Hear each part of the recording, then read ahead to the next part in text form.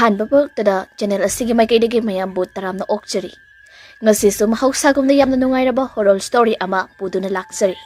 ꯋꯥꯔꯤ ꯑꯁꯤꯒꯤ ꯃꯃꯤꯡꯅ ꯍꯣꯁꯄꯤꯇꯥꯜ ꯁꯦꯀ꯭ꯌꯨꯔꯤꯇꯤ ꯋꯥꯔꯤ ꯑꯁꯤꯕꯨ ꯏꯕꯤꯔꯛꯄꯅ ꯖꯨꯖꯨ ꯑꯗꯨꯗꯤ ꯃꯌꯥꯝ ꯋꯥꯔꯤ ꯑꯁꯤ ꯀꯔꯤ ꯀꯝꯗꯧꯕꯅꯣ ꯍꯥꯏꯕꯗꯣ ꯃꯌꯥꯝ ꯄꯨꯟꯅ ꯑꯃꯨꯛ ꯇꯥꯃꯤꯟꯅꯔꯁꯤ ꯋꯥꯔꯤ ꯑꯁꯤ ꯇꯥꯕꯤꯔꯕ ꯃꯇꯨꯡꯗ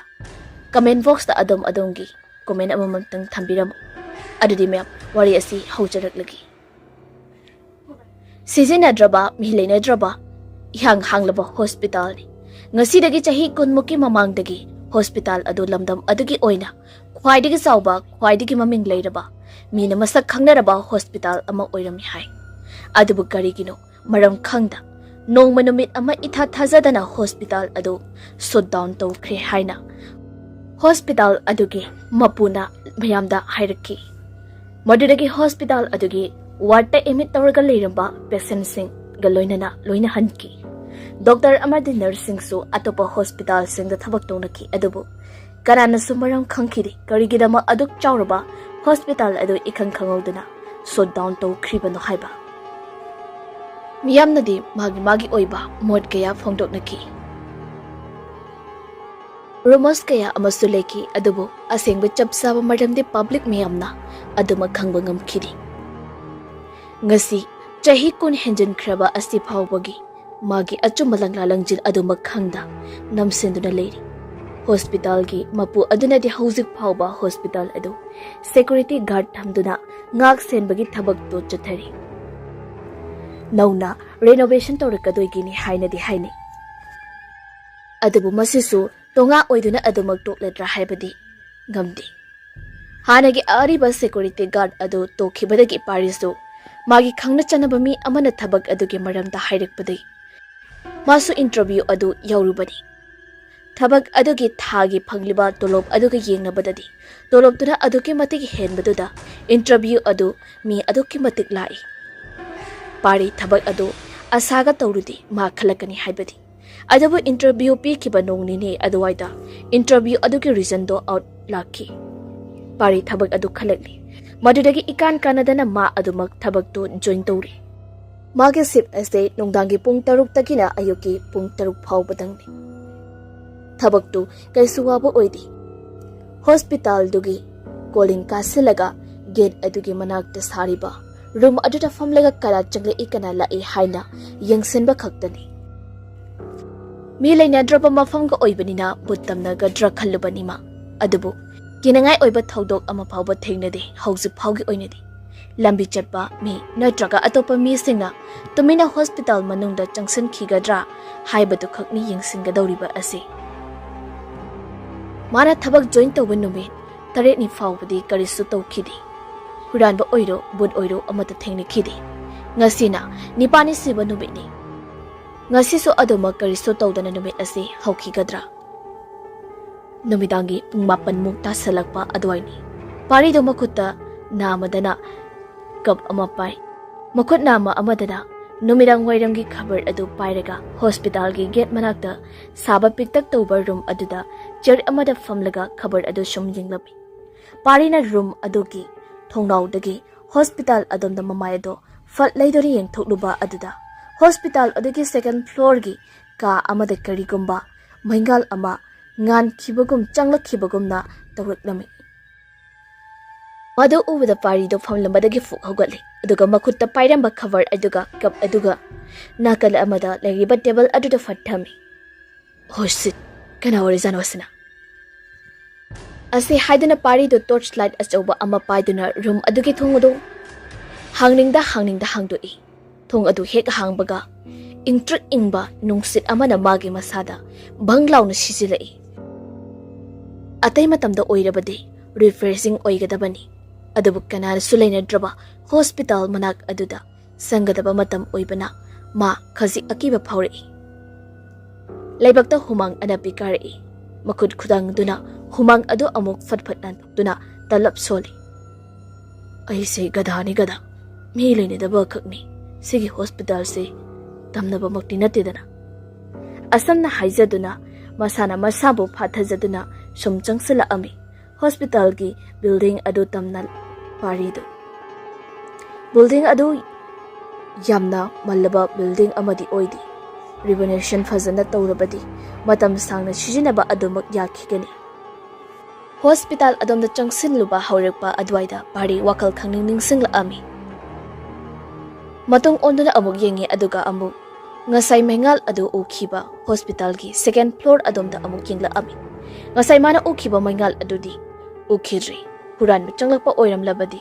misak adu pari na udringe soidana chelam lagani. Adubu pari hospital adugi main door adu tamna changsinbadi lepti. Main door adu yauraduna magi khongrau paketagi achoba yot ki so ama lauthori. Aduga main door adugi lock tu hangduna manungda changlak ami. Torchlight tu thanduda kuyeng yengi. Mi amata leibagi sahum phangdi adubu makol haunadi nganglak lami parina. Kana lege manungda kana lege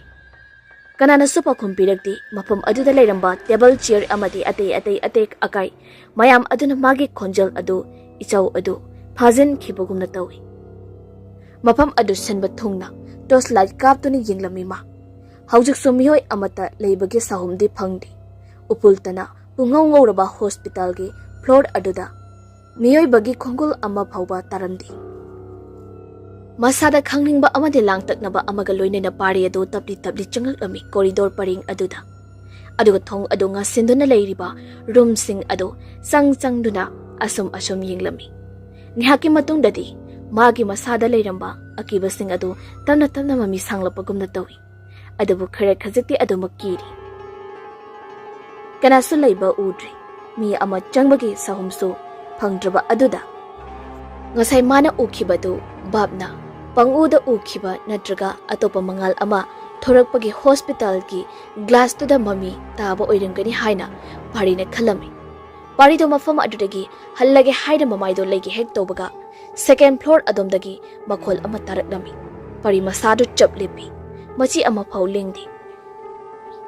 second khorgi matungda tapna mamai adu leshilaktuna second floor yogadaba staircase adomda yenglaklami adabu staircase aduda miyoiba amana kakhat khibagi khongul mami ama phawba taramdi tanjaduda amuksu makhol ama taraklami ichikchikba mafam oibana makhol adu ninduna tai karigumba aromba thok lauba postak ama khakna floor da tabagi makhol isam samna hairabada miyoiba amagi haksangda floor da tabagi makhol ari masado atuki matik kiraklami bud oiramgadra haina adubu bud oiramdragana puratba natragana atopa mi ama oiramlabadi mahakse masagi mathau fazana tawde haina thabaktagi soidana to tanthokigani madu kibadagi ba second floor aduda kaduna amuktang oirabasu yenglurage haina khanki madudagi pari adu tapna staircase adu karakpa da hawi masada langtaknaba amadi adumak pukli karigumba fataba thaudok khirana mabu ngaiduna leiribugumna parigi wakhalda khalli mana staircase da karakpagi krok lauba khongthang makol adu natana atei atopa makol amada tadi chawraba building aduda mana sum karakpana second floor adu yaurakli mana ngasai takiba makol adugi mapa chapsabi adudani mana lakliba adu hospital gi canteen adugi mapaduda machap lepi mafam adudagi ri khangi mana takiba khonjal adu canteen aduda tapna changlaklam ima sijinadraba sum chasinba table chair cable amadi drawer khra amasu maru lonsinaduna thamlam ka adugi kachil oina hek yingbada yamna hangna ui canteen adu aduki matik sawi thongjin aduda leplega torchlight adu thalabasu asom nakal adudi mayak singna uba phanglamdi aduna pari adu asom nakalumda amugla ami pari na makhol hauna hairaklami kanano sida leirido yam thuna aigi mangda prap tholo natrabadi aigi noma yaurisinane nangbu soidana kapkuni masada noma yaubadi natti adubu ataba mina kinana ba haidana aduk hairibani magisi kanana supa kumpirakti adugi mahut ayingba nungsit amana CHAPHU tablapna magi mamaida khangu hamjila ami pari to canteen manungdadi tabli ꯆꯠꯇꯨꯅ ꯃꯐꯝ ꯑꯗꯨ ꯁꯤꯟꯕ ꯊꯨꯡꯅ torch light ꯇꯨꯅ ꯀꯥꯞꯇꯨꯅ ꯍꯥꯏꯔꯛꯂꯝꯃꯤ ꯑꯃꯨꯛꯁꯨ ꯑꯩꯅ ꯐꯖꯅ ꯍꯥꯏꯔꯤꯉꯩꯁꯤꯗꯅꯦ ꯁꯤꯗ ꯊꯣꯛꯂꯛꯑꯣ ꯅꯠꯇ꯭ꯔꯗꯤ ꯄꯨꯂꯤꯁ ꯇꯥꯛꯀꯅꯤ ꯍꯟꯗꯛꯁꯨ ꯄꯥꯈꯨꯝ ꯑꯃꯠꯇ ꯐꯪꯗꯦ ꯑꯗꯨꯕꯨ ꯃꯥꯒꯤ ꯍꯦꯛ ꯃꯇꯨꯡꯗ ꯃꯤꯑꯣꯏ ꯑꯃꯅ ꯁꯝꯂꯒ ꯆꯠꯈꯤꯕꯒꯨꯝꯅ ꯁꯥꯍꯨꯝ ꯑꯃꯗꯤ ꯃꯉꯣꯟꯗ ꯐꯪꯉꯤ ꯃꯗꯨꯗꯒꯤ ꯄꯥꯔꯤ ꯑꯗꯣ ꯃꯇꯨꯡ ꯐꯠ ꯑꯣꯟꯗꯨꯅ ꯌꯦꯡꯉꯤ ꯑꯗꯨꯕꯨ ꯀꯅꯥꯁꯨ ꯂꯩꯔꯝꯗꯦ ꯃꯗꯨꯗꯒꯤ ꯀꯤꯔꯞ ꯇꯧꯔꯗꯨꯅ ꯄꯥꯔꯤꯗꯣ ꯑꯃꯨꯛꯁꯨ ꯍꯥꯏꯔꯛꯂꯝꯃꯤ ꯌꯥꯝ ꯊꯨꯅ ꯃꯐꯝ ꯑꯁꯤꯗꯒꯤ ꯆꯠꯈ꯭ꯔꯣ ꯑꯩꯅ ꯄꯨꯂꯤꯁ ꯀꯧꯗ꯭ꯔꯤꯉꯩꯗ ꯅꯠꯇ꯭ꯔꯗꯤ ꯅꯔꯤ ꯂꯩꯔꯗꯤꯅꯦ ꯑꯩꯒꯤ ꯃꯥꯡꯗ ꯊꯣꯔꯛꯑꯣ ꯍꯧꯖꯤꯛꯃꯛ ꯍꯟꯗꯛꯇꯤ ꯄꯥꯔꯤꯅ ꯑꯁꯨꯝꯅ ꯍꯥꯏꯕ ꯑꯗꯨꯗ ꯀꯦꯟꯇꯤꯟꯒꯤ ꯆꯥꯛ ꯊꯣꯡꯐꯝ ꯑꯃ ꯂꯩꯔꯤꯕ ꯑꯗꯣꯝꯗ ꯁ꯭ꯄꯨꯜ ꯅꯠꯇ꯭ꯔꯒ ꯐꯣꯛ ꯑꯃ ꯇꯥꯈꯤꯕꯒꯤ ꯑꯄꯤꯛꯄ ꯃꯈꯣꯜ ꯑꯃ ꯇꯥꯔꯛꯂꯝꯃꯤ ꯄꯥꯔꯤ ꯃꯁꯥꯗꯨ ꯁꯥꯎꯅꯤꯡꯕ ꯑꯗꯒꯤ ꯈꯪꯅꯤꯡꯕꯒ ꯑꯅꯤꯗꯨ ꯄꯨꯟꯈꯤꯗꯨꯅ ꯆꯥꯛ ꯊꯣꯡꯐꯝ ꯑꯗꯣꯝꯗ ꯄꯨꯔꯞ ꯆꯪꯁꯤꯜꯂꯤ ꯑꯗꯨꯒ ꯇꯣꯔꯆ ꯂꯥꯏꯠ ꯑꯗꯨ ꯀꯥꯞꯇꯨꯅ ꯀꯥꯆꯤꯟ ꯀꯨꯌꯥ ꯁꯤꯟꯕ ꯊꯨꯡꯅ ꯀꯣꯏꯌꯦꯡ ꯌꯦꯡꯉꯤ ꯇꯟꯖꯥ ꯑꯗꯨꯗ ꯃꯥꯒꯤ ꯃꯅꯥꯀꯣꯡꯗ ꯁꯣꯟꯊꯥꯡꯅꯕ ꯈꯣꯟꯖꯦꯜ ꯑꯃꯅ ꯍꯥꯏꯔꯛꯂꯝꯃꯤ ꯆꯤꯔꯣꯂꯣꯏ ꯀꯩꯑꯣꯏꯅ ꯅꯨꯄꯤ ꯑꯃꯒꯤ ꯁꯤꯔꯤ ꯁꯤꯔꯤ ꯇꯧꯕ ꯈꯣꯟꯖꯦꯜꯗ ꯌꯥꯗꯦ ꯄꯥꯔꯤ ꯈꯪꯄ꯭ꯔꯦꯛ ꯈꯪꯉꯤ ꯈꯟꯅ ꯂꯥꯎꯏ ꯑꯗꯨꯒ ꯅꯪ ꯀꯅꯥꯅꯣ ꯍꯟꯗꯛꯇꯤ ꯀꯦꯟꯇꯤꯟ ꯑꯗꯨꯒꯤ ꯃꯥꯅ ꯉꯁꯥꯏ ꯃꯈꯩ ꯀꯣꯏꯆꯠ ꯆꯠꯂꯝꯕ ꯖꯒꯥ ꯑꯗꯨꯗꯒꯤ ꯅꯨꯄꯥ ꯑꯃꯒꯤ ꯈꯣꯟꯖꯦꯜꯅ ꯈꯨꯜꯂꯛꯑꯝꯃꯤ ꯑꯩ ꯁꯤꯗ ꯂꯩꯔꯤ ꯄꯥꯔꯤ ꯃꯁꯥꯗꯨ ꯇꯨ ꯆꯣꯡꯈꯤ ꯕꯨꯠꯄꯨ ꯑꯣꯏꯔꯤꯕ꯭ꯔꯥ ꯑꯁꯦꯡꯕ ꯃꯤꯕꯨ ꯑꯣꯏꯔꯤꯕ꯭ꯔꯥ ꯋꯥꯈꯜ ꯑꯃꯗ ꯊꯣꯛꯇꯦ ꯃꯁꯥꯗꯨ ꯇꯞꯅ ꯂꯩꯗꯨꯅ ꯅꯨꯄꯥ ꯑꯗꯨꯒꯤ ꯈꯣꯟꯖꯦꯜ ꯇꯥꯔꯛꯂꯤꯕ ꯃꯥꯏꯀꯩ ꯑꯗꯣꯝꯗ ꯇꯣꯔꯆ ꯂꯥꯏꯠ ꯑꯗꯨ ꯀꯥꯞꯄꯤ ꯎꯔꯦ ꯅꯨꯄꯥ ꯑꯃꯈꯛ ꯂꯦꯞꯇꯨꯅ ꯂꯩꯔꯤꯕ ꯑꯗꯣ ꯆꯍꯤ 10 ꯅꯨꯄꯥ ꯃꯆꯥꯅꯤ ꯃꯐꯤ ꯃꯔꯣꯟ ꯃꯇꯠ ꯁꯦꯠꯂꯤ ꯌꯦꯡꯕꯗ ꯃꯁꯛ ꯌꯥꯝꯅ ꯐꯖꯩ ꯁꯑꯣꯡ ꯁꯥꯗꯥ ꯆꯨꯡ ꯐꯤꯔꯥꯟ ꯆꯥꯏ ꯃꯥꯒꯤ ꯃꯁꯛ ꯑꯗꯨ ꯄꯥꯔꯤꯅ ꯃꯨꯟꯅ ꯌꯦꯡꯉꯤ ꯑꯃꯨꯛ ꯍꯟꯅ ꯀꯥꯎꯗꯅꯕ ꯍꯥꯏꯗꯨꯅ ꯑꯗꯨꯒ ꯅꯨꯄꯥ ꯃꯆꯥ ꯑꯗꯨꯅ ꯁꯦꯠꯂꯤꯕ ꯐꯤꯖꯣꯜ ꯑꯗꯨꯁꯨ ꯍꯨꯔꯥꯟꯕ ꯑꯃꯅ ꯁꯦꯠꯀꯗꯕ ꯐꯤꯖꯣꯜ ꯅꯠꯇꯦ ꯄꯩꯁꯥ ꯄꯥꯏꯕ ꯃꯆꯥ ꯃꯁꯨꯒꯤ ꯐꯤꯖꯣꯜꯅꯤ ꯄꯥꯔꯤ ꯃꯥꯒꯤ ꯇꯣꯔꯆ ꯂꯥꯏꯠ ꯑꯗꯨ ꯅꯨꯄꯥ ꯃꯆꯥ ꯑꯗꯨꯒꯤ ꯃꯃꯥꯏꯗꯣ ꯆꯞ ꯆꯥꯅ ꯊꯥꯜꯂꯤ ꯅꯨꯄꯥ ꯃꯆꯥ ꯑꯗꯨꯁꯨ ꯏꯇꯤꯡ ꯇꯤꯡꯕ ꯁꯛꯐꯝꯗ ꯄꯥꯔꯤꯗ ꯑꯗꯨꯃꯛ ꯌꯦꯡꯈꯤ ꯍꯦꯟꯅ ꯉꯛꯂꯤꯕꯗꯤ ꯃꯃꯤꯠꯇ ꯇꯣꯔꯆ ꯂꯥꯏꯠ ꯊꯥꯜꯂꯤꯕ ꯑꯗꯨ ꯐꯥꯎꯕ ꯅꯨꯄꯥ ꯃꯆꯥ ꯑꯗꯨꯅ ꯃꯃꯤꯠꯇꯨ ꯁꯨꯡꯀꯨꯞ ꯀꯨꯞꯇꯅ ꯇꯣꯔꯆ ꯂꯥꯏꯠꯇꯨ ꯄꯥꯏꯔꯤꯕ ꯄꯥꯔꯤꯗ ꯃꯨꯟꯅ ꯌꯦꯡꯂꯤꯕ ꯑꯗꯨꯅꯤ ꯄꯥꯔꯤꯅ ꯍꯪꯂꯛꯂꯝꯃꯤ ꯅꯪ ꯁꯤꯗ ꯀꯩꯗꯧꯕ ꯂꯥꯛꯄꯅꯣ ꯅꯨꯄꯥ ꯃꯆꯥ ꯑꯗꯨ ꯄꯥꯔꯤꯗ ꯑꯗꯨꯃꯛ ꯃꯨꯟꯅ ꯌꯦꯡꯗꯨꯅ ꯈꯨꯝꯃꯤ ꯁꯥꯟꯅꯕ ꯂꯥꯛꯄꯅꯤ ꯅꯪꯗꯤ ꯀꯩꯗꯧꯕ ꯂꯥꯛꯏꯅꯣ ꯑꯩ ꯃꯐꯝ ꯑꯁꯤꯗ ꯁꯦꯀ꯭ꯌꯨꯔꯤꯇꯤ ꯒꯥꯔꯗ ꯑꯣꯏꯕꯅꯤ ꯅꯪ ꯁꯤꯗꯒꯤ ꯌꯥꯝ ꯊꯨꯅ ꯍꯜꯂꯣ ꯄꯥꯔꯤꯒꯤ ꯋꯥꯍꯩ ꯑꯗꯨ ꯇꯥꯔꯒ ꯅꯨꯄꯥ ꯃꯆꯥ ꯑꯗꯨ ꯆꯤꯃꯥꯜ ꯆꯤꯛꯂꯞ ꯅꯣꯛꯐꯦꯠ ꯇꯧꯔꯝꯃꯤ ꯃꯤꯀꯨꯞꯇꯨꯗ ꯅꯨꯄꯥ ꯃꯆꯥ ꯑꯗꯨꯒꯤ ꯃꯥꯏꯊꯣꯡ ꯑꯃꯗꯤ ꯁꯛꯇꯝꯗꯣ ꯈꯖꯤꯛ ꯑꯀꯤꯕ ꯃꯁꯛ ꯑꯣꯏ ꯄꯥꯔꯤ ꯃꯇꯤꯟꯗꯨ ꯀꯨꯠ ꯌꯣꯠꯊꯩ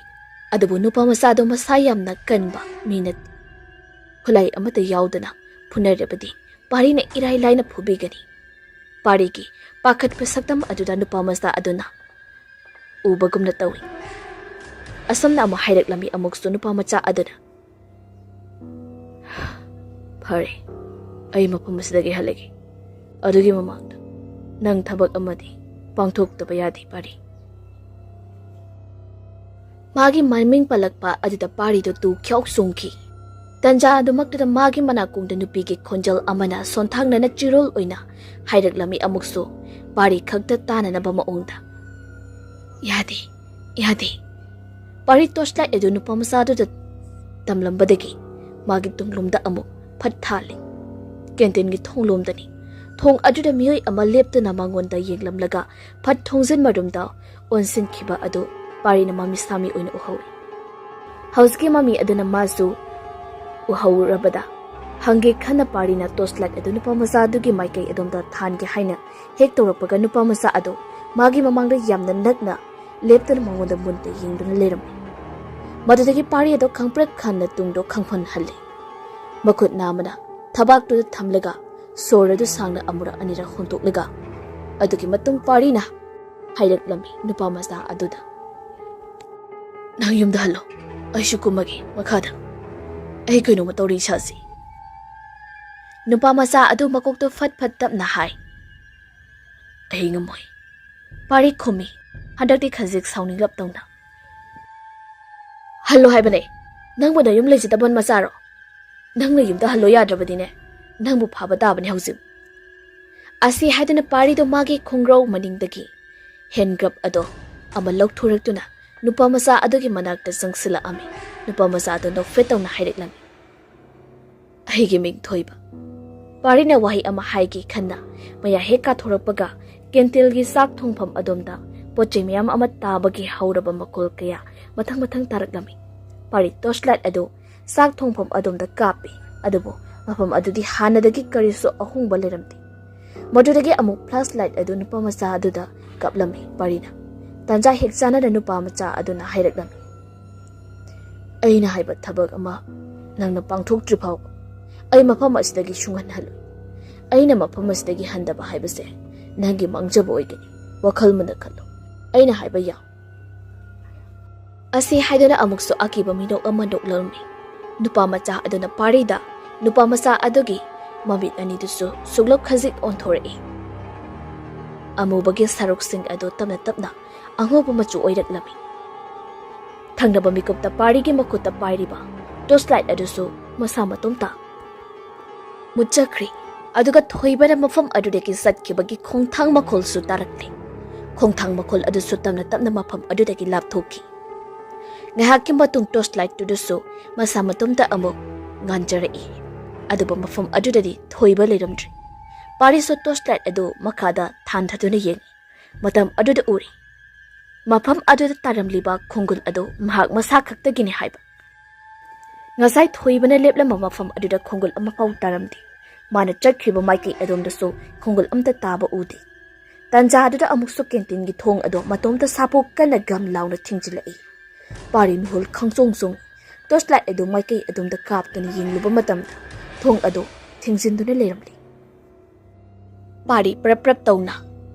ꯊꯣꯡ ꯂꯣꯝꯗ ꯂꯥꯛꯂꯒ ꯊꯣꯡ ꯑꯗꯨ ꯍꯥꯡꯗꯣꯛꯅꯅꯕ ꯍꯣꯠꯅꯩ ꯑꯗꯨꯕꯨ ꯉꯝꯗ꯭ꯔꯦ ꯑꯗꯨꯃꯛ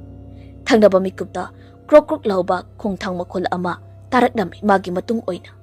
ꯄꯥꯔꯤ ꯀꯤꯕꯅ ꯍꯦꯜꯂꯗꯨꯅ ꯋꯥ ꯐꯥꯎꯕ ꯉꯥꯡꯕ ꯉꯝꯗ꯭ꯔꯤ ꯃꯁꯥ ꯄꯨꯝꯕ ꯊꯛ ꯅꯤꯛꯂꯤ ꯈꯣꯡꯊꯥꯡ ꯃꯈꯣꯜ ꯑꯗꯨ ꯑꯁꯨꯝ ꯅꯛꯁꯤꯜꯂꯛꯄꯅ ꯃꯥꯒꯤ ꯍꯦꯛ ꯃꯇꯨꯡ ꯑꯗꯨꯗ ꯂꯦꯞꯈ꯭ꯔꯤ ꯄꯥꯔꯤ ꯁꯣꯔ ꯑꯃꯨꯔꯛ ꯁꯥꯡꯅ ꯍꯣꯟꯇꯣꯛꯂꯒ ꯃꯃꯥꯏ ꯑꯗꯨ ꯇꯞꯅ ꯂꯩꯗꯨꯅ ꯃꯥꯒꯤ ꯃꯇꯨꯡꯗ ꯌꯦꯡꯂꯛꯂꯝꯃꯤ ꯎꯔꯛꯂꯝꯃꯤ ꯅꯨꯄꯤ ꯑꯃ ꯂꯦꯞꯇꯨꯅ ꯃꯉꯣꯟꯗ ꯃꯨꯟꯅ ꯌꯦꯡꯂꯛꯂꯤꯕ ꯑꯗꯨ ꯄꯥꯔꯤ ꯂꯠꯂꯤ ꯇꯧꯅ ꯍꯪꯉꯤ ꯅꯪ ꯀꯅꯥꯅꯣ ꯅꯨꯄꯤ ꯑꯗꯨ ꯃꯉꯣꯟꯗ ꯃꯨꯟꯅ ꯌꯦꯡꯂꯝꯕꯗꯒꯤ ꯏꯈꯪ ꯈꯪꯍꯧꯗꯅ ꯃꯥꯒꯤ ꯃꯃꯥꯏ ꯃꯄꯥꯗ ꯐꯟ ꯆꯣꯡꯁꯤꯜꯂꯛꯏ ꯄꯥꯔꯤ ꯃꯈꯨꯠ ꯑꯅꯤꯅ ꯃꯃꯥꯏ ꯈꯨꯝꯂꯒ ꯃꯈꯣꯟ ꯍꯧꯅ ꯂꯥꯎꯏ ꯊꯪꯅꯕ ꯃꯤꯀꯨꯞꯇ ꯊꯣꯏꯕꯒꯤ ꯈꯣꯟꯖꯦꯜꯅ ꯍꯥꯏꯔꯛꯂꯝꯃꯤ ꯈꯔ ꯂꯥꯞꯅ ꯃꯐꯝ ꯑꯃꯗꯒꯤ ꯑꯩꯕꯨ ꯇꯥꯟꯅꯔꯣ ꯑꯩꯕꯨ ꯊꯤꯔꯣ ꯊꯣꯏꯕꯒꯤ ꯈꯣꯟꯖꯦꯜ ꯑꯗꯨꯗ ꯇꯥꯕꯗ ꯄꯥꯔꯤ ꯒ꯭ꯌꯥꯜ ꯂꯥꯛꯄꯒꯨꯝꯅ ꯇꯧꯏ ꯃꯃꯤꯠ ꯑꯗꯨ ꯐꯠ ꯄꯥꯡꯗꯨꯅ ꯌꯦꯡꯉꯤ ꯃꯥꯒꯤ ꯃꯥꯡꯗ ꯑꯗꯨꯕꯨ ꯍꯧꯖꯤꯛꯇ ꯂꯩꯔꯝꯕ ꯅꯨꯄꯤ ꯑꯗꯨꯗꯤ ꯂꯩꯔꯝꯗ꯭ꯔꯤ ꯃꯐꯝ ꯈꯪꯗꯅ ꯃꯥꯡꯈ꯭ꯔꯤ ꯄꯥꯔꯤꯁꯇꯨ ꯄꯨꯡ ꯑꯃꯃꯨꯛꯇꯤ ꯆꯥꯡꯒꯤ ꯍꯣꯁꯄꯤꯇꯥꯜꯒꯤ ꯃꯅꯨꯡ ꯁꯤꯟꯕ ꯊꯨꯡꯅ ꯊꯣꯏꯕꯕꯨ ꯊꯤꯕ ꯌꯥꯕ ꯊꯤꯔꯝꯃꯤ ꯑꯗꯨꯕꯨ ꯐꯪꯕ ꯀꯧꯕ ꯂꯩꯇ꯭ꯔꯤ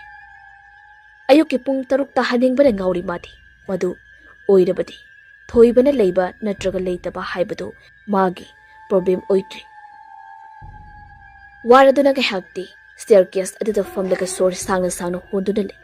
ꯇꯥꯟꯖꯥ ꯑꯗꯨꯃꯛꯇꯗꯅꯤ ꯃꯥꯒꯤ ꯌꯦꯠ ꯊꯪꯕ ꯂꯦꯡꯖꯨꯝꯗ ꯀꯅꯥꯒꯨꯝꯕ ꯃꯤꯑꯣꯏ ꯑꯃꯒꯤ ꯃꯈꯨꯠ ꯑꯃꯗ ꯇꯥꯞ ꯄꯥꯏꯔꯛꯄꯗꯨ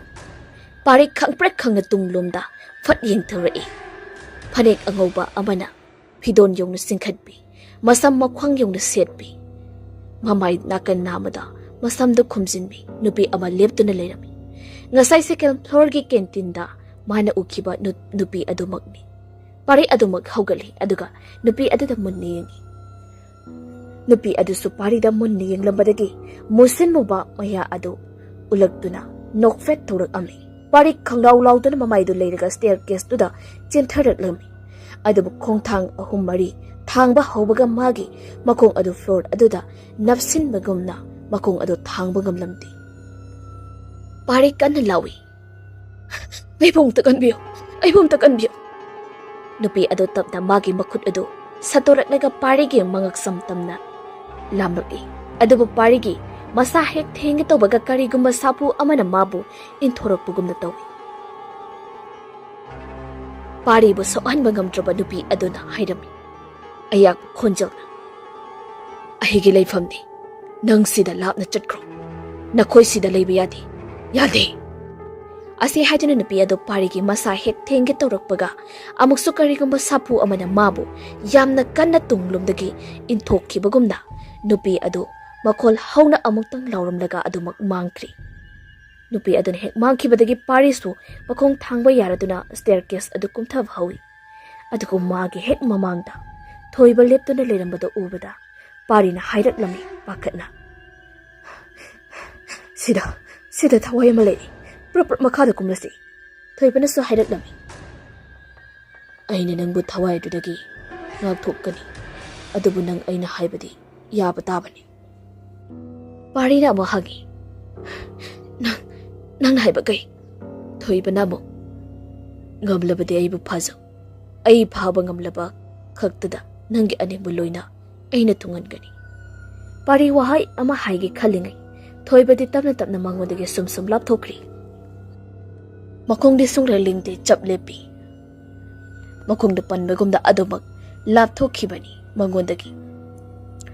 pari du ngakna yengduna lei thoibagi lapthokhiba saktam aduda tanjadada mapandagi yamna hauna maku ama khongbagi makhulsu tara ami pari aduki matik kiri tholiba thaudok pumba mang oiramlabadi nungai khrani da khalli second kharagi matung pari leimaida phamthaduna ngehakta oirabasu ne tana leigi khalli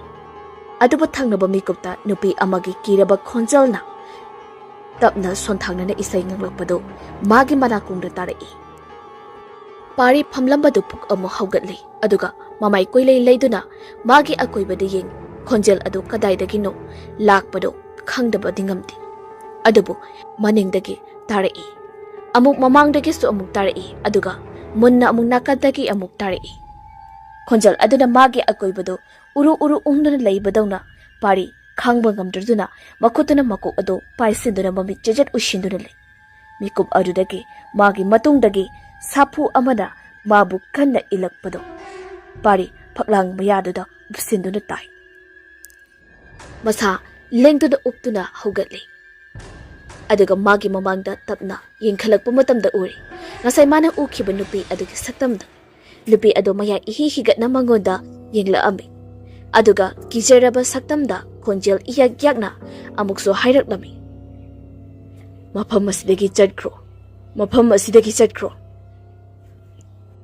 wahi adu hek haiba loibaga nupi adu masado chaina phawbagumda yamna kanna lauraga amuk mangki mafam asida kuina leitharabadi magi apapa oiraroi khalladuna haugatlaga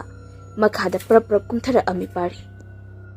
aduga hospital adugi main door adomda laami adubu mana thong adugi manak yaurakpa matamdadi thong adu sol londuna leiramdi ngasai mana changlakpada so hangkiba adu kandongna hausina amuk so lolibano khalladuna pari magi furit amadi khongraugi pocket singda so yaubra hainakti adubu so duri adubak yauramdri tanjadada nupi amana khakna nokpagi khonjal amasu parigi mana kongna singya yeina taraklami police ta natraga hospital gi mapuda phone tawrage khanna parina magi phone ado amuk thirakpari pocket singda koima maduna adu phone adusu magi masada yauramdri pari kanna lauraklami aigi phone di mikupta nupi adugi khonjal ado mangkri adumak takhidri alga thoibagi khonjal na oina corridor adomdagi kumla ami sida lei aina pai laurulaw pari sauna thoibagi khonjal adomda makhongado gam thangduna lakami khongthang aduda uri corridor gi aroiba sarukta holgumna ama leiriba aduda hamduna thoibana leiriba ado pari prap thoibagi manakta changsul aigi phone biro hojima thoibana khumi ai hauji yumda chatpa ngamkiroi aina haiba thabak ama nangna tawbirabadi ai isagi ifamda hankini nangna madu yadrabadi ai soidana yumda hangani madu yadaba taragadi aina ahing khuding mafam asida laktuna nangonda ayet papigani pari munda wakhal khali thoibana taba atoba thawai amana sumangonda aki akhang piri hauji kijaraba thaudok mayam asina mabu mikup ama phaw pothaba phanghandri aduga amuksu thoiba asi mafam asidagi chatkidaba yadi madu natrabadi mahaksi masagi mathau ningthina tawdi haina hospital gi mapu aduna mabu soidana thabaktagi lauthoraklani wakhal mayam asi khallaba matungda parina khumi phare ai nangna haibdo yargi hairo karino nangna engonda tawni han tawhaningi base thoibada nokfet tawna famlambadagi haugali Nang hauzimak mokta chalo. Pari ba kokto fefet hairiga tunglumda makhung ado khara halli. Ahingamoi. Mokta chatba sungamgamoi. Tanjadida pari gi mamit anida ureklami. Thoibagi matung oirapna dupi amagi akiba saktamna magoda mamit khari yeglakhiba adu. Pari mamit ado khangui ushili. Handakti amuk magi manakongdu nupi amagi khonjalna chirol oina tawraklami. Yadi. Yadi. Ahigi leifamda nakhoi kanasu leiba yadi. Pari manakong sing ado mensilaga kana lawi adubu khonjal amata thokpadi ngamdi. Mangondagi khenagumba miyoi amana magi machinda kana mensinbagumna. Pari mamit pangduna piroinana thoibada yengla ami. Kanbiyo haibagi yengni. Mikuptuda amuksu tunglomdagi CHAPHU amana ilakpadagi. Pari uplagatai leimaiduda. Thangnaba mikupta puk amu haugali ma. Adubu magi hek mamang magtada. Nupi adugi akiba saktamna nokfet tawduna famlaga leirambado ubada. Ma phamsisituna tunglomda halli. Leimaida thamliba magi makutu karigumba chot lauba posak amada thengbagumna tawrakpa aduda parido makuta fat lukthaduna amu yengi. I tairibado pari puk amu haugali. Aduga thoibaromda yengla ami. Handaksu uraklami. Thoibagi matung oirapna leplibi nupi adugi kiriba saktamdo. Thoibana tapna hairaklami. Aina haiba yaradi nangi akiba pumba aina kohangani. Kimanbagi mayayna pari maku ado fat nomi. Ihari. Ayari. Wahaidu hek haiba loibaga pari ki makutta chot lauramba ado mangkri. Yengluba matamdasu makutta karisu paklamdri. Thangnaba mikupta pari ado amuk thoibada yengla ami. Thoibagi saktam ado khajik olamli. Masak adusu yamna thuna ahal oisinbagumna tawrekli. Chahi 30 muki maithong oina tawramli. Pari ngakna hangi. Kai nang kaino. Thoibana kumi. Please mokta lao. Pari na amo hairami. Adudi ekhoyani puna chapminasi. Itomdadi kizai. Hoi mangtharo. Satpa hauruna. Asam haina dana makui anida corridor adomda lakli. Aduga room singada fau duna moktamda laam. Emergency room adugi sangfam yorokpa aduda pari na thong adu hangli aduga manungdi sangi hek tawbaga thoibarom da onsela amima. Thoibada chumjungna leplaga mamita ahingba amada yengduna lairami. Karigumba wakal ama khanbagumna pari na hangi. Kaidawrage ama. Thoibada kumlai. Mokta changtrungi ibani thaba ama pangthok yadri. Parido anyone oibagumda sur amurak sangno hontori. Adudi ay phone do hanapiro. Thoiba may mito tamda o amurak ushilega haida ami. Khongraw pocket yeng. Wahay do hek hairapaga parido prap tawna magi khongraw pocket to the home duni yengi. Haina magi phone ado manung to the yaurami. Pari ngakpana kham thengli. Ngasay mana magi masa pumba hum duna tibadadi sungyaw khidabani. Phone ado hauzina karamda abo magi pocket yauramliba. Mami lauthok na ngak na yengi thoibadama aduga atapa khonjal da hangla ami. Nangbo karino. Thoibana winang mi khongi. Wahang do nare ay kanano haina hangadaba natre. Wahang do nare ay kanano haina hangadaba natra. Pari na kumi. Nang kanano haibadi khangi. Adubu nang se mira laira haibadi ay khangdri. Thoibana kumla ami amukso. Mayoiba ikoi jisi kraba matong thawai oina pai duna lei haibase. Nangunda kan amtana haibiraktabra. Thaina ahal singna haina bale. Miyoiba ikoi di laiga punna leiminarami. Miyoiba na masing yam helakpagi lai sing laifam leirakdraduna. Umang wamang. Jingya sing da leibani khaina. Thoibagi wahi khira do tabada pari do ngakpana. Kibaga pakhatpaga amukta loina punsingkri. Mana icham samna khaluba thoibado taibang miyoibara thawaira khoyum laira natragana phattaba hingsa yai tambra mathong maram khanglaktaba aduda ma mapam aduda kuina leitha ningba phaudri. Pari ado mataw ado ubada thoibana tapna amuk makha taraklami. Ay nangonda aki akhang amta piroi ꯑꯗꯨꯕꯨ ꯑꯩꯒꯤ ꯃꯇꯦꯡ ꯑꯃꯇꯪꯗꯤ ꯄꯥꯡꯕꯤꯔꯝꯃꯨ ꯂꯥꯎ ꯃꯣꯛ ꯔꯨꯝꯗ ꯑꯗꯨꯃꯛ ꯆꯠꯂꯁꯤ ꯃꯁꯤꯃꯇꯪꯗꯤ ꯌꯥꯕꯤꯌꯨ ꯄꯥꯔꯤ ꯃꯥꯒꯤ ꯑꯀꯣꯏꯕꯗ ꯌꯦꯡꯈꯤ ngasai mana ukhiba nupi amagi thawai adudi adumak uge fangkhidri mana thoibagi matau amadi wangang sangang sing adu karigumba hiram amada yamna ningam taba gumna tawri ningam traba thoibagi matau aduda aroiba oina ningba adu thungdari thungalagi khanna parina hairaklami are aina ngai biyari law mokta chalasi asi haidana pari na mang thaduna mok adomda makoi ani lakminarami tasengbadi pari masadu khangdi mok tu karamba mafamda lai haiba aduna building adu sinba thungna chattuda koi thiri makoi ani na sumsum lakpada building adugi lainungda hutlaga saba basement adugi staircase adu kumthara ami makoi na ngasaidagi mafam khudingda chatluba adudugi basement aduda imot motli laikom leinang tairaba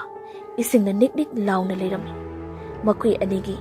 phaigan yawi ising adugi lebenso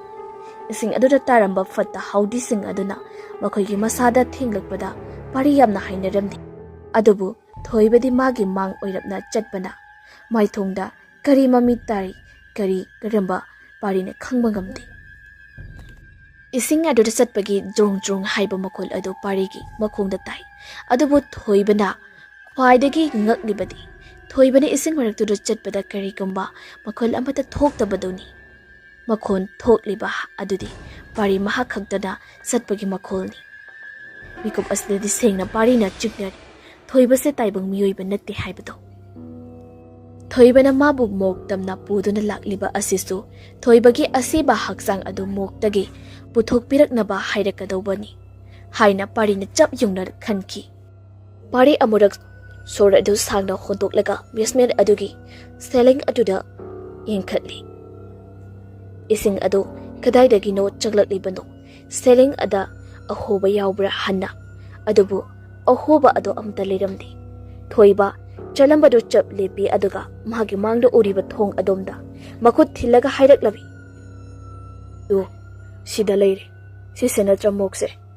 thoiba su pari na makut thiliba maike adomdi yengi room adugi thong adu mathak waida signboard achoba ama thietlaga mok haina tharai nang hana changu kaigi ai hana changdoiba kaigi nang hana changoidoiba nang kirabra pari handaki thoibada onsili adobak leplega leirambaduda adu ubada masa ado sauninglai adubu thoibagi maong mato aduda tariba maithongdu sainagi mami adu ubada ma saubadi ngamlamde thoibana tapna hairaklabi yogudaba khongkap kharagatang ngairi autopsy table gi hek maring de yengo kari lege haina please pari madu khaktang di yabi pari munna yanglami thoibada ngasai degi asu wana makui anina punna pafama phang khuding timinaruba mok adu hauzikti maki mibang asida leiri aduna mateng pangbagi pangba loiba phawba pangdam lagi khaladuna pari wa ama phawba hairamda mok manung aduna sang aduk nam thiba manam adu khangduna autopsy table adomda lagli flax tu thalaga aduga table adugi maningda leiriba poche sing adu yenglatuna haglak ami parina thoibada sida kai legi aina thidu si kaino thoibana nangna khangliba khudingmakto mafam aduda loina pakhum phanglani pari singna ba asum sum helai tasengna thoiba si sikraba haksang amagi thawai oirangani chapsana khankhri aduga thoibagi asib haksang adu mafam aduda taramgani pari yam tantana sore adu amur sangno hondoi aduga haira ami pari ehana zangagi asi hadina pari na thong adu fat hangi aduga manungda makhong nama hekkan senbaga karigumba yamna nam thiba manam ama magi manatonda phaurai aduki matik namthi ngasai mana chakhiba pumba loina othorakadaba mali aduk nam thiba manam ngasina ahanbani Miyoibagi asiba hakchangna pumthirakpagi manam oirabanina amuksu chingle parina adubu wakal adu khallubada sangdri manatun adu minsilaga sor adu thingnaba hotnabada pari mapanda fathorei aduga sor sangna sangna hontolaga masa adu normal oinanaba hotni thoibana hangi pari ki lengjumduda makudo thamlaga kaidorage parina khumi yare manungda sango nangna tawgadaba karino tawru kuina de leigano asida ngairamagi parina adumak hairabasu thoiba machulengdi pakhum amata pidi adumak parigi nakanda leptuna lei pari jingnaba asumasum helakle ta sengna thoibasi sikraba haksang amagi thawai oiramgani chapsana khankri aduga thoibagi asiba haksang adu mafam aduda taramgani khanna pari do yamna misang na singna mafam adu senba thongna yenglami kona thangda uraklami khwaidagi kachin thangba table amagi makhad aduaida lupa amagi asiba hakchang ama upsinduna taribado pari tabli tawna hakchang adu tamna changsili hakchang adugi fibam do yenglabada thoiba matau karamna siki haibasu khangba ngamlani khannama khallima table adugi manak yaurakli ningkhang tapna famthei makhut namana tos like to find makhut namana tapna hakchang adugi maku waida nomlaga laisila laga yengi adubu saktam adudi thoibagi saktam nati thoibagi masak na lamdri adugi mahutta pari ma masamaki maithong amadi saktam oina oirami table makhada oiramna taduna leiriba magi haksang adugi makokti oi thangba sarukta karigumba akan maposak amana yaisin kibagi yamna kairami hodrong hoduna leirami aduga mana setliba phijol adusu ina pungtai dairami pari mamai du tapna nongkhalaklaga kage selling aduda yengkhatli selling aduda khara horami kanagumba miyoi ama mathaktagi tarakpa yabagi maungda khangle haujikti magi haksang adu mathaktagi tarakpadagi sikhibani haiba adubu thopliba thaudoksi mangondadi mangumli matau karamna masi ga doino aduga masi ri haiba ma masana khangjadribana karigi pari masa pomba thak thak nikpa makhei thoibadi yengla ami thoibana asamna abu haira ami miyoiba yambana magi asiba haksang udri phawba ma masa sire haiba khangjar aisu matam sangda khangkhidi ai sase asiba thawai ni haiba pari do amuk magi asiba haksang do de yegi akibatana thomhatlima solak lami tapna masinda oithoktabani masi oithoktabani thoibasu talapna hairami aisu sanglaba chahi ahum mafam basida koichat chatuna lerami ai samak sire haiba khangdabagi nangsu sikhiba hapta ama pharakli hapta amagi matam sida nangna sanana sa sikri khangjarak bangai kibani aina pari tapna hangi ai kamdong sikhiba thoibana khomi nangna ahanba thabak lakhiba nungdang adudani hui amana uchi macha ama tanabado nang ningsinglibra dolan khwaidigi mathakta usi ado kanagini haiba nangna hui amu tanakhibani adubu mafam sahodaduna nang mathaktagi tarakhibani aduna nangi aroiba mikupni pari wari do tabada thamoi aduki matik soklami ningsiglakami thoibana hairakliba sing adusu thoibana makha amuk tarai aduga nangi mitta ngasai ukhiba nupi adugi thawai adudi aina thadakpani thawai adubu kibana nangsu aina haiba yahanbani adubu aki akhang pibagidi aibu warugunuko pari makhuta pairamba toslight adu tamna thadaki toslight aduna ising takhibado makhol amta thorakti thoiba tamna amuksu hairaknami haujikti aikhoi ani punna sanaminaba yarani wahaido tabada pari thamoi sokna makol hauna kana lauraknami matang asida wari ase lojari wari ase pathok chapa matamda soikilan ke bayawrabasu mayamna ngakpiyo haijari